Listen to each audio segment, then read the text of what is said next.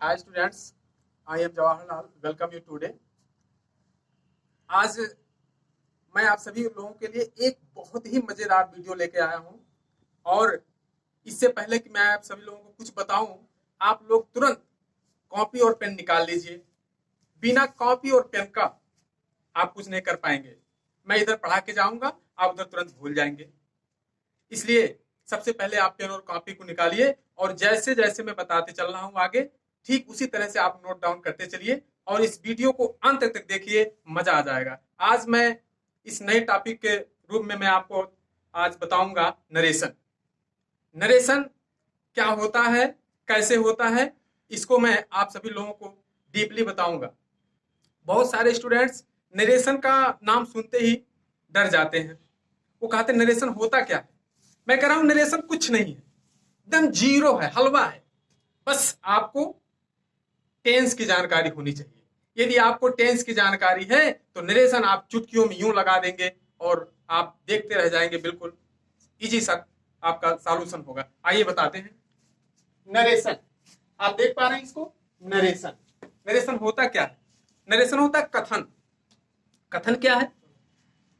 जैसे मैं हूं वक्ता, जो कुछ कहता है नरेटर होता है। जो भी व्यक्ति कुछ कहता है, उसके मुंह से जो भी कुछ निकलता है, कहने वाला व्यक्ति नरेटर होता है। तो वक्ता द्वारा कही गई बात को, वक्ता द्वारा कही गई बात को ज्यों का त्यों प्रस्तुत करना डायरेक्ट नरेशन होता है, मीन्स प्रत्यक्ष कथन। आप समझ पा रहे हैं इस बात को? वक्ता द्वारा कही गई बात को ज्यों का त्यों प्रस्तुत करना डायरेक्ट नरेशन होता है, प्रत्यक्ष कथन होता है। आइए देख रहे हैं इसको। ये आपका डायरेक्ट नरेशन है, देख पा रहे हैं। एग्जाम्पल के रूप में Madhu said I am going to school, यानी कि मान लीजिए ये मधु है, आप इसको देख पा रहे हैं। और ये जो ग्राफ बना हुआ है बहुत अच्छा नहीं है, इसको आप समझ लीजिएगा। मधु, इसको देख पा रहे हैं आप, ये मधु है। मधु ने कहा कि मैं स्कूल जा रही हूँ। समझ पा रहे हैं इस बात को? थोड़ा सा कॉन्फिडेंस रखिएगा और पेन और कॉपी को निकाल के रखिए। मधु ने कहा कि मैं स्कूल जा रही हूँ। ठीक है, मधु ने कहा। अब मधु के बात को यदि कोई अपने शब्दों में कहेगा तो वह होगा इनडायरेक्ट नरेशन। मधु ने अपनी बात को कहा कि मैं स्कूल जा रही हूं, वह डायरेक्ट नरेशन हो गया। लेकिन यदि मधु की बात को अन्य कोई दूसरा कहेगा तो वह इनडायरेक्ट नरेशन हो गया। जैसे मैं कह रहा हूं, एग्जाम्पल तौर पे ले लीजिए। मैंने कहा कि मधु सेड, मधु ने कहा कि वह स्कूल जा रही थी। आप देख पा रहे हैं अंतर है इसमें। डायरेक्ट नरेशन क्या कह रहा है कि मधु ने कहा कि मैं स्कूल जा रही हूं, मधु ने अपनी बात को कहा।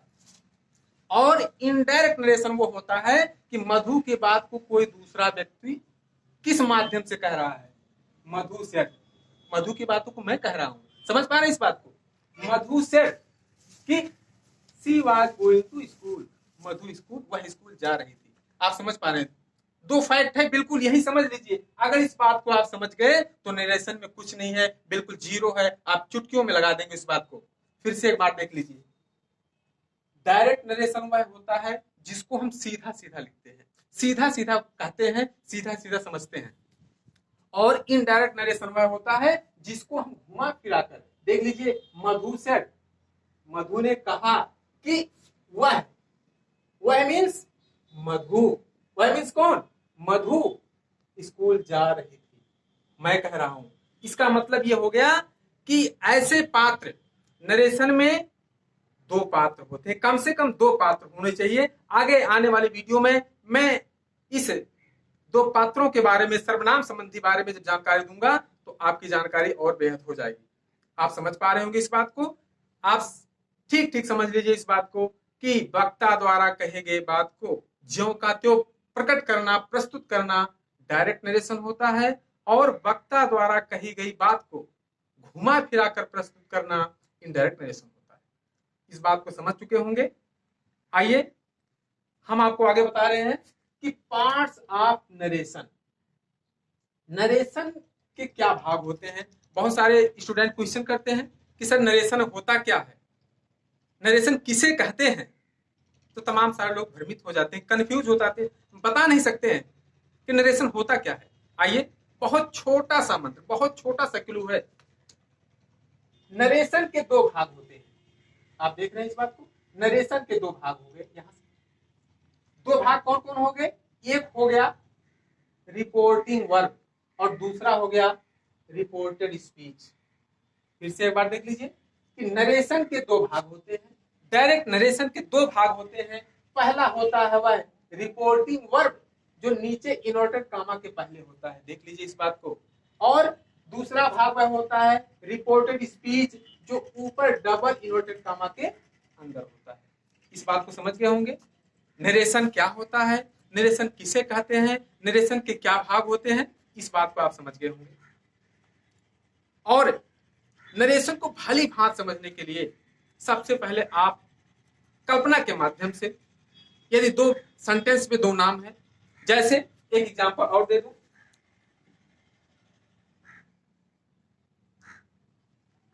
Rahul said I am ill. देख पा रहे हैं इस बात को, ठीक है, देख पा रहे हैं इस बात को। राहुल सेड, राहुल ने कहा, मान लीजिए राहुल है, राहुल है, आप समझ लीजिए इस बात को, डायरेक्ट और इनडायरेक्ट को। राहुल सेड, राहुल ने कहा आई एम इल, मैं बीमार हूं। राहुल ने कहा कि मैं बीमार हूं, ये डायरेक्ट है। और इनडायरेक्ट में क्या कहेंगे, मान लीजिए राहुल की बातों को मैं कह रहा हूं कि राहुल ने कहा कि वह बीमार है। Rahul said that he was, देख पा रहे हैं इस बात को, क्या चेंजिंग हो गया। आई एम इल का ही हो गया, ये है इनडायरेक्ट, इनडायरेक्ट, और ये है डायरेक्ट। आप समझ पा रहे हैं इस बात को। राहुल से, राहुल ने कहा आई एम इल, मैं बीमार हूं। और इनडायरेक्ट में क्या हो गया, राहुल से, राहुल ने कहा ही वाज इल, वह बीमार था। यानी कि राहुल की बातों को जब हम कहेंगे तो इनडायरेक्ट हो गया, और राहुल अपनी बात को जब कहेगा तो डायरेक्ट हो गया। इस बात को समझ गए होंगे, और इसको आप नोट डाउन कर लीजिए। यदि ये चीज आपके समझ में आ गया होगा तो नरेशन में कोई ऐसा दम नहीं है जिसको आप लगा न पाए। और इतना समझे, ये मैं आपको आज इंट्रोडक्शन के रूप में दिया हूं कि नरेशन क्या है, नरेशन किसे कहते हैं, नरेशन के कितने भाग होते हैं। अगर ये चीज आपके समझ में आ गया है तो आने वाले कल की वीडियो आप चुटकियों में यूं लगाएंगे कि लोग देखते रह जाएंगे। बस मेरी आपसे एक ही निवेदन है कि आप टेंस को, जितने सारे स्टूडेंट जुड़े हैं, जितने सारे स्टूडेंट को ये वीडियो पहुंच रहा है, सारे स्टूडेंट्स नरेशन को पढ़ने के लिए आप एक बार टेंस को समझ लीजिए। यदि टेंस आपके समझ में आ गया तो नरेशन को आप चुटकियों में लगाएंगे, और इसमें कोई संदेह नहीं है। तब तक के लिए टेक केयर, बाय बाय।